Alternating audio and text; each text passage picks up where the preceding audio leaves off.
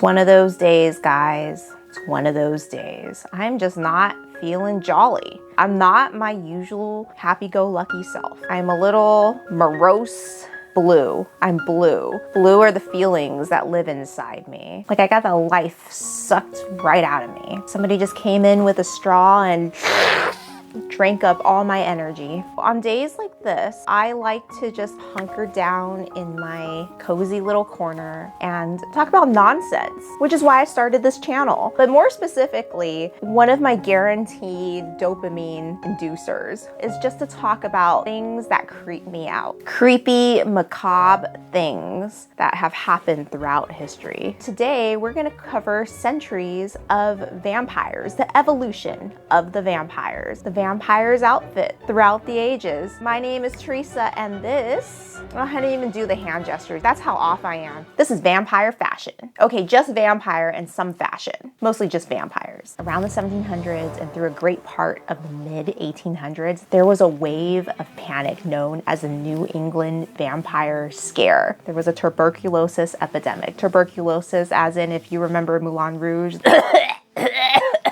and you look at your handkerchief and there's blood on your handkerchief, but you could sing very well anyways. Tuberculosis was a wasting sickness. You got sicker and sicker, and it's passed around from people that live in close quarters, from obviously family members. In a single household, one person has tuberculosis, you're all living on top of each other. Everybody has tuberculosis. People were dying by the hundred, by the thousands even. People thought tuberculosis, or consumption as it was known at the time, was caused by deceased relatives feeding off the living relatives. If Grandma Eliza died from tuberculosis, chances are she probably passed on the germ to little Ebenezer, little Josiah. These are very 18th century New England names, aren't they? She probably passed off the germ to 9-year-old Mary. Mary starts wasting away, losing weight, becoming very pale as if the blood had been sucked out of her, coughing up spittle flecked with blood. Mom cleans it up and then she gets infected with it, and soon the whole family's dead. So you can see the vampire lore shaping. Usually it's a recently deceased family member who is the culprit here. They used to live here, so obviously they're invited in, and next thing you know, little Josiah is on death's door, anemic. He's got blood all over his neck, his chest, spitting up blood. So these small towns would gather together. Sometimes the select men of the town, ministers, maybe even doctors, they would all join in and they would exhume the dead person from their grave. In Maine or Massachusetts, they would err on the side of flipping the corpse over on their stomach and then burying them again. So it makes it harder for it to get up. I don't know what the logic is for this. I think logic flew out the window the moment you stuck a shovel in the ground of Grandma Eliza's grave. So that was the more benign thing you can do to this corpse. On the opposite spectrum, some towns have been known to dig up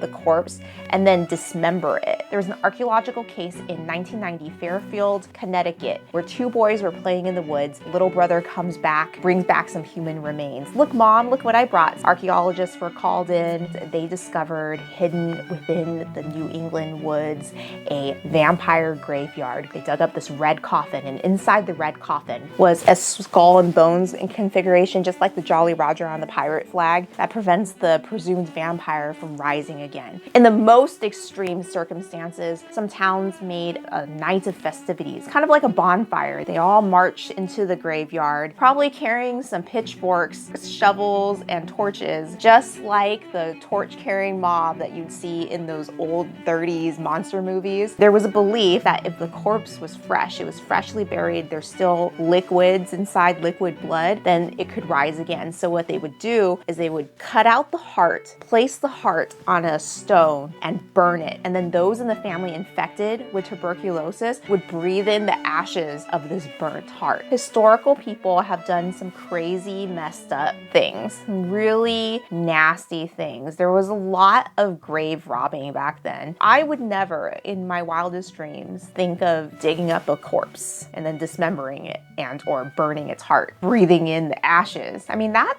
gross. I wouldn't want to be a time traveler back then, but it would be super creepy. There's no electricity, there's no lights. You're in this foggy New England town, kind of like Sleepy Hollow. Everyone is probably really dirty, and everybody's infected with tuberculosis, so everybody probably has really bad breath. Very pale, probably suffering from some kind of syphilis. I love history, but I honestly think people from history are really gross people. Very unhygienic people. That's how you got tuberculosis in the first place. So my point is, what did the vampire look like at this time? Vampire is not the iconic vampire that you know, not the Dracula vampire. The vampire probably just looks like everybody else in the town. In fact, I think everyone in the town, living or dead, they all looked like vampires. Everybody is suffering from tuberculosis in one form or another. I mean, you have whole generations living in the same tiny house, and it is a tiny house. I've been into these houses. Historical house tours, that's my jam. That's what I do. Some people go to Hawaii, and I like to go to some small town in New England and visit an old house. I mean, I've got a passport book for this, by the way. I've visited many old houses, and I've seen many photos of dour looking New Englanders from the 1700s. And let me tell you, that's probably what a vampire would look like to them back then. They're dressed in 1700 garbs, basically your colonial garbs. And when they woke from the dead, they became feral monsters, zombie-like creatures who eschews familial ties enough to suck the living life out of family members. 1800s, 19th century, Victorian age brought us into a full tilt obsession with vampires, mostly in vampire literature, in penny dreadfuls. Penny dreadfuls were like the dime store novels of its day. Charles Dickens was doing his thing. During his time, he was part of this pulp novel penny dreadful scene. Writers were paid by the word, so that's why Victorian language back then was very wordy. 1872 saw the publication of Carmilla by Irish writer Sheridan Le Fanu. That guy, Sheridan. This novel walked so Dracula could run. I love the Victorian age, but I do not like reading Victorian novels, I'm sorry. And I did not read Carmilla. But let me tell you what it's about. Carmilla, about a secluded father and daughter and what happens when they take in a seemingly ill stranger as a young companion for the 18-year-old girl who is explicitly a lesbian. This is the first instance of a vampire being alluring, of a vampire holding some sense of consciousness, not just being a mindless, blood-sucking fiend. This paved the way for Bram Stoker's Dracula, the real juicy meat medallion of our story here. Meat medallion. I went through this phase. It's called my pretentious literary snob phase in my teens and early 20s, where I would just read classic literature for fun. I mean, there were books that were assigned in high school and college, but then there were books that were not assigned, and I got a whole list of all the books worth reading in order to be well read, and I read like 80% of them. One of them being the collective works of William Shakespeare. I can recite some Shakespeare. Why? Because I have no life. You don't believe me? Two households, both alike in dignity, in fair Verona, where we lay our scene. And I read Dracula. If I was an editor and I took the collective works of famous Victorian literature, I would slash and burn. I would get out my red pen and I would take Bleak House by Charles Dickens and I would make that 250 pages. What we learned from Dracula, the vampire can be urbane and posh and sophisticated and alluring, a cultured aristocratic gentleman. But from Bram Stoker's text, he is not described as the Dracula that we know and love. The Dracula with the gelled back hair and the widow's peak, the cape, the tuxedo suit. In the text, the Count is described as just an old man. Within stood a tall old man, clean shaven, save for a long white mustache and clad in black from head to toe. At least he got the black, without a single speck of color about him anywhere. So Bram Stoker didn't create the vampire wardrobe. He got the aristocratic mannerisms. And in the 1992 Francis Ford Coppola movie, Gary Oldman's Dracula, and he had this taco hair. He was going for that Queen Elizabeth in the Golden Ages taco hair, you know, that dent right in the middle of your head. Do yourselves a favor, guys, if you haven't seen the 1992 Francis Ford Coppola version of Dracula, it is unintentionally funny. Many strange things already. Bloody wolves chasing me through some blue inferno. In the Victorian ages, we got the creme de la creme of vampires. We got Dracula. So we fast forward to the 1920s, the silent German expressionist movie, Nosferatu. He is a far cry from the polished, urbane, sophisticated Dracula that we know in Universal horror movies. He is like a life-size living rat. And by the way, the producers and director of this movie did not have the rights to Dracula from the Stoker estate. And the Stoker estate was, and probably still is, very, very strict with their copyright, with who could do a film adaptation of Dracula. They didn't obtain the rights to adapt this book, so they did it anyways, but they just called it a different name, and it's the same vampire tale. The image of Nosferatu, of Dracula, is very akin to a life-size human rat. He's bald, he has buck fangs, and he moves around in that classic horror movie way where you creep up the stairs and your shadow precedes you. I did go through a period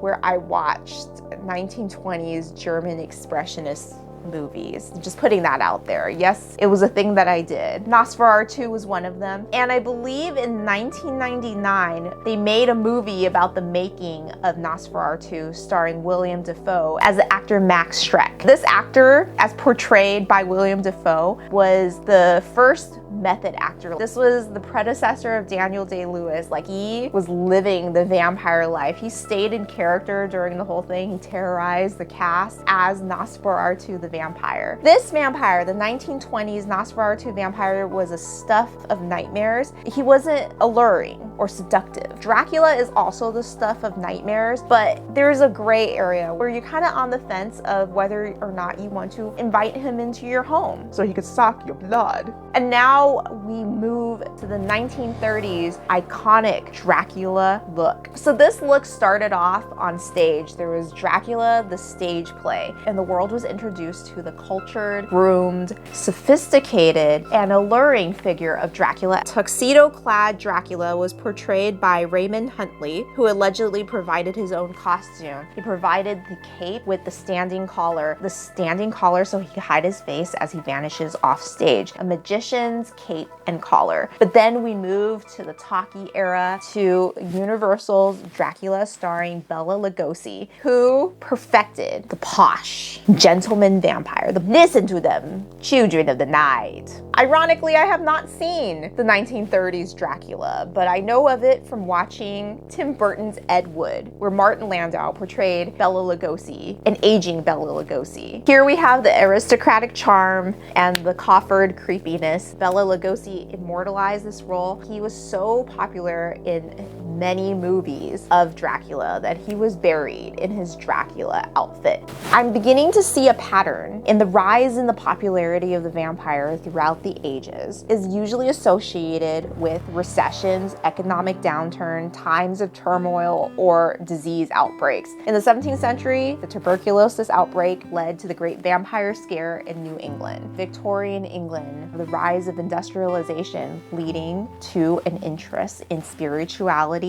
in the occult, in morality. Vampires popular in literature. The 20s were not a good time for Germany, having lost World War I, having to deal with disabled veterans, homeless on the streets, skyrocketing inflation. You've seen the pictures of a barrel full of money to buy a loaf of bread. Vampires in the movie Nosferatu suddenly became a subject of popular interest. And then we move to the 30s, we have the Great Depression, monster movies, Dracula, back into popularity. Vampires live again every time there's an economic recession. And we'll see that again in the 70s, obviously Twilight, huge, 2008, the Great Recession. And since all the economists right now are saying that we are in or leading to another big recession, vampires will somehow rise again. So in the 1970s, Anne Rice published Interview with the Vampire. Prior to Interview with the Vampire, prior to meeting Louis Lestat, the vampire Armand, Dracula was all we had to go on. So Dracula was aristocratic and refined. He was charming, but also creepy. Like, he was charming, but he didn't kill you. He was a rose with thorns, many thorns. Beyond his aristocratic facade, he was still a bloodsucker. He was still a feeding machine. He was still very much in touch with his his parasitic nature. He's like Jaws with a tuxedo. He used this aristocratic facade to get what he wanted, and what he wanted was to suck your blood. Anne Rice introduced us to vampires who actually cared and felt.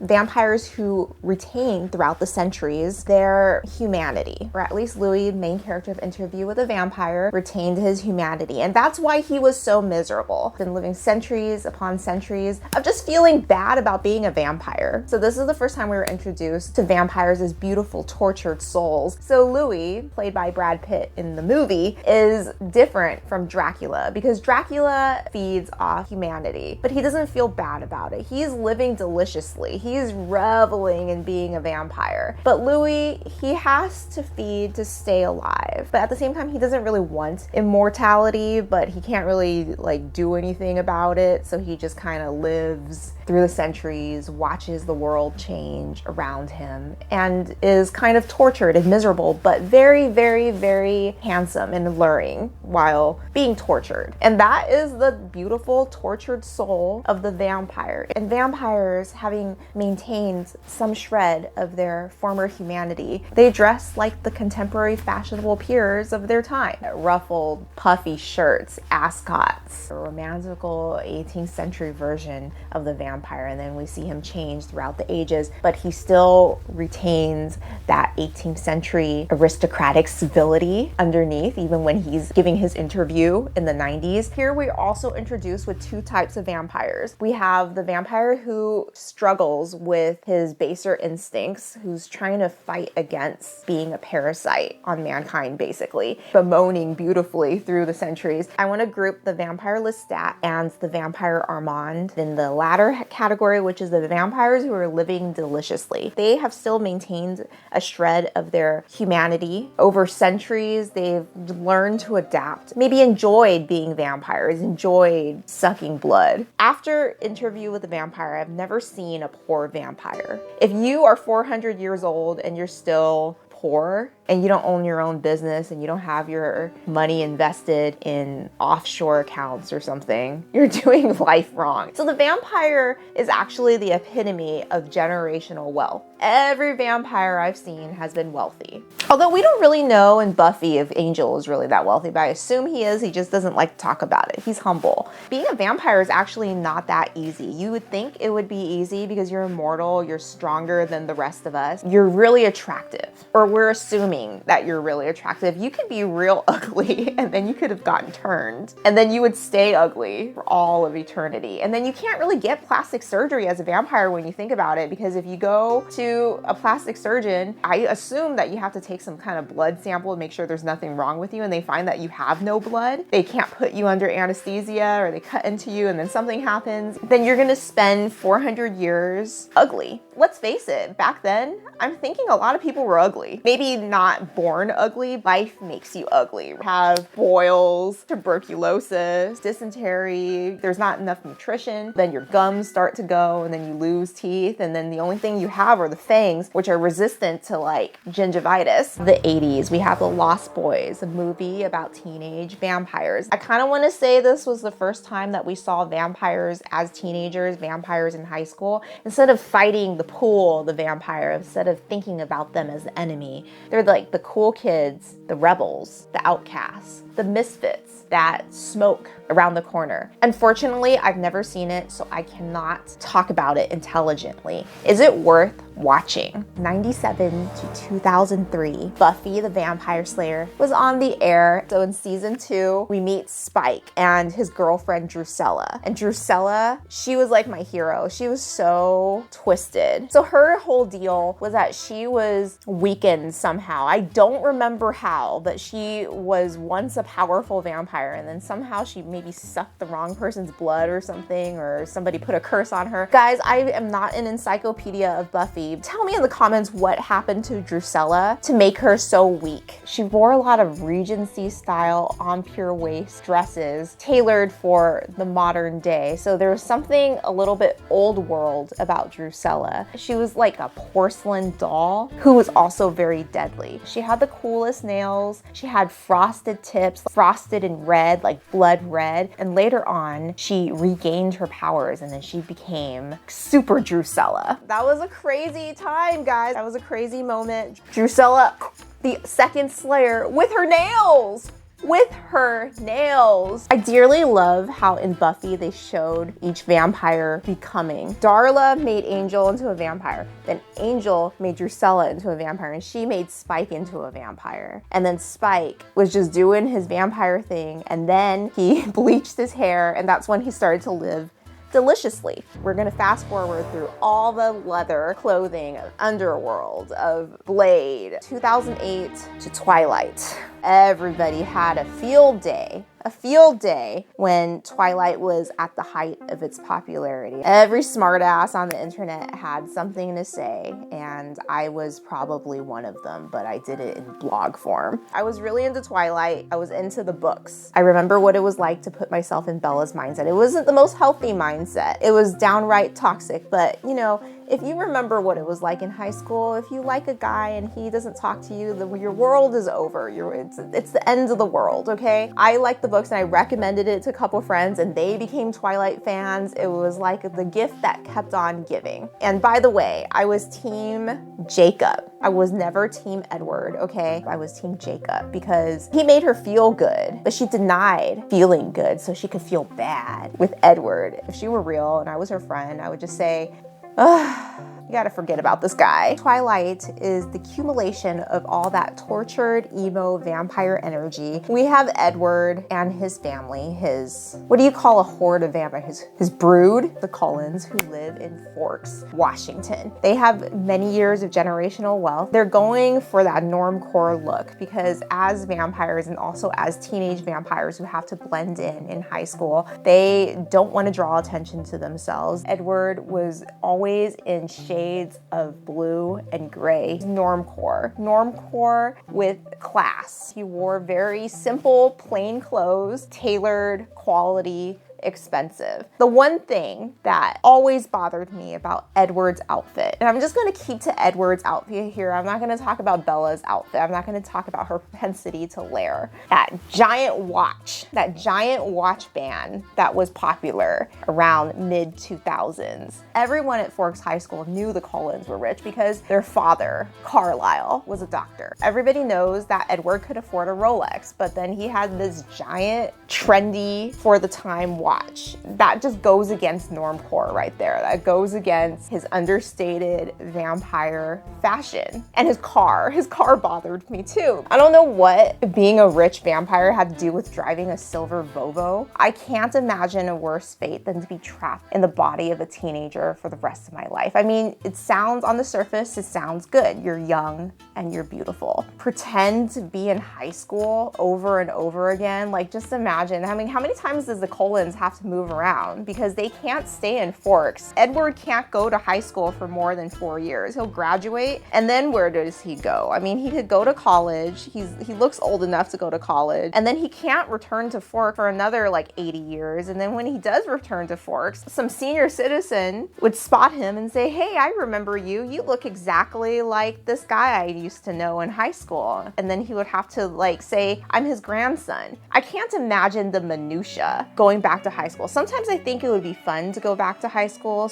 because knowing what I know now, I would just become so bored learning the same things over and over again. I don't know about you. I can't imagine how I can find a 17-year-old attractive mentally. I don't really see the appeal of dating somebody who's like 100 years younger than me. You never see any 100-year-old vampire women dating 17-year-old boys and actually wanting to have a relationship with them. I mean, they might date them for other reasons. The term blood boy is a thing. So Twilight, the books, I enjoyed books 1, 2, 3, and then in book 4, Breaking Dawn, that was when it was over for me because that was when Stephanie Meyer brought in the baby. Nothing kills the mood than the introduction of a baby. Her birth scene was like the grossest birth scene. The vampiric embryonic sac was too hard to cut through. So Edward had to chew out her sac, and then once they have this baby, Jacob imprints on this baby